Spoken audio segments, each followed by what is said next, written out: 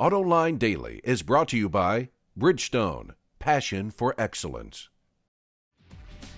Welcome back to Autoline Daily. I know it's hard to believe, but today's already the 1st of October, 2010. Murray Feldman here, Fox 2 News Detroit, and you guessed it, John is still in Paris covering the auto show, but we'll hear from him later in today's broadcast. We'll learn a little bit about Jaguar's latest concept car, and man, is it hot. But first, here's the latest news from the Automotive Beat.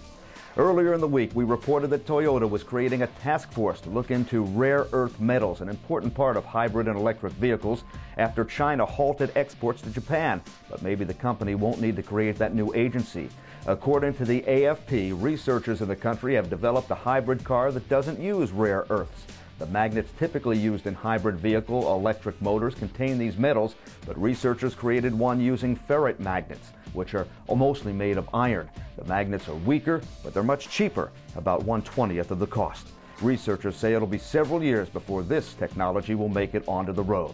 Speaking of the road, here's a bit of good news. According to the Detroit News, global traffic fatalities are plummeting, though the declines are being posted mostly in developed nations. The countries with the biggest drops include Spain, Portugal, and France. Over the last decade, all three have cut their road deaths in half. Denmark reported the lowest number of traffic fatalities since 1932, while auto deaths in Canada are at their lowest level since the early 50s. The U.S. is also seeing record reductions. For the first half of the year, deaths are down more than 9%. These are encouraging numbers, but more work still has to be done. Worldwide, more than 1.3 million people died in crashes last year. Another indication that the global economy is on the mend. Bugatti and Ferrari are sold out of their most expensive models. Bloomberg also reporting that BMW and Mercedes-Benz are both targeting 10% global sales increases for 2010. Maserati, Bentley, and Porsche also seeing strong sales of high-end models. And in related news, Lincoln is dying to get in on some of the luxury action. Now that Ford has jettisoned Mercury, it can focus more attention on Lincoln. And it starts this weekend with a brand new ad campaign for the brand. TV commercials will debut during the Ryder Cup golf event with the new tagline, "Smarter Than Luxury." The ads feature the MKX crossover and the MKZ hybrid, and they focus on technology in the cars like the My Lincoln Touch infotainment system. Ford plans to release 7 new Lincoln models over the next 4 years, so this ad campaign will be important as it tries to change people's perceptions of the brand. Range anxiety is a major hurdle facing electric vehicles. Chevy is trying to overcome the problem with the Volt with what it calls a range extended electric, meaning it has a conventional internal combustion engine on board to recharge the batteries when they run down. But GM isn't the only automaker that's doing this. Jaguar just unveiled a concept in Paris called the CX-75. It follows the same formula. Here's McElroy with more on that. And I'm talking right now with Ian Callan, the head of design for Jaguar. Ian, great to have you here talking with this stunningly beautiful Jaguar, the CX-75. So talk a little bit about the technology behind it. Well, it's electric, long-range vehicle, range-extended vehicle. It's got 4 motors in it at about 140 kilowatts each. So the overall power's... Hub motors? No, they're not hub motors. No, they're not attached. They're actually inboard in the car. And obviously there's batteries through the middle. And then we've got these turbine engines charging the batteries. You're not talking turbocharger? Not turbocharger, turbines, gas turbine engines. Little beautiful gas turbine engines by a company called Bladen. It's a British company. And they sit in the back of the car, and when you need the charge, they just click in, they charge the batteries up very quickly. And so, you can get about 900 kilometers on a tank of fuel in this thing. So it's pretty efficient. 900 kilometers is about 560 miles. Now that may not sound all that efficient, but consider this. Jaguar claims the CX-75 has a top speed of 205 miles an hour and can accelerate from 0 to 100 kilometers in just 3.4 seconds. Sounds like it performs as good as it looks.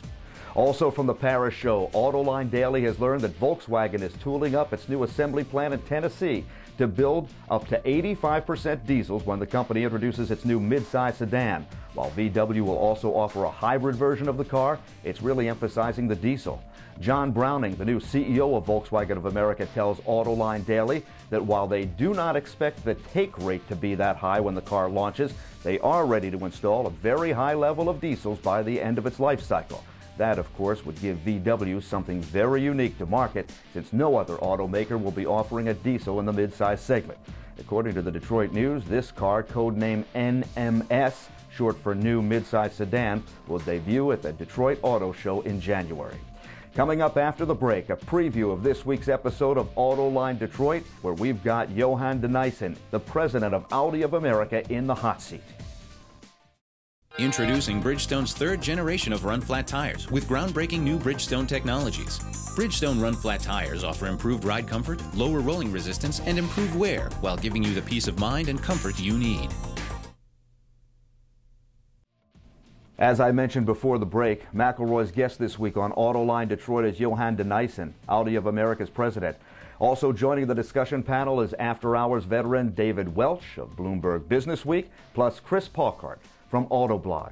In the following preview, de Nysschen talks about some of the playful advertisements Audi's come out with recently and why it decided to have some fun with its promotions. We need to get U.S. consumers to understand where Audi is positioned.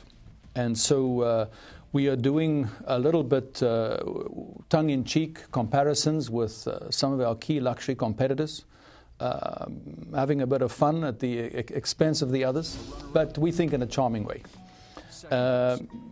So, for example, we've highlighted the fact that some of the leading specialist publications in comparative tests against BMW, Audi has triumphed every time. We have poked a little bit of fun at our friends at Lexus, which are so ubiquitous with their RX SUV. These are some examples, playing a little bit on the stereotypes associated with some of our competitors. But we don't want to overdo it. We actually continue to be very respectful of the opposition. But this has helped, I think, to not only raise awareness in the hearts and minds of American consumers, but really has also put us on the consideration set.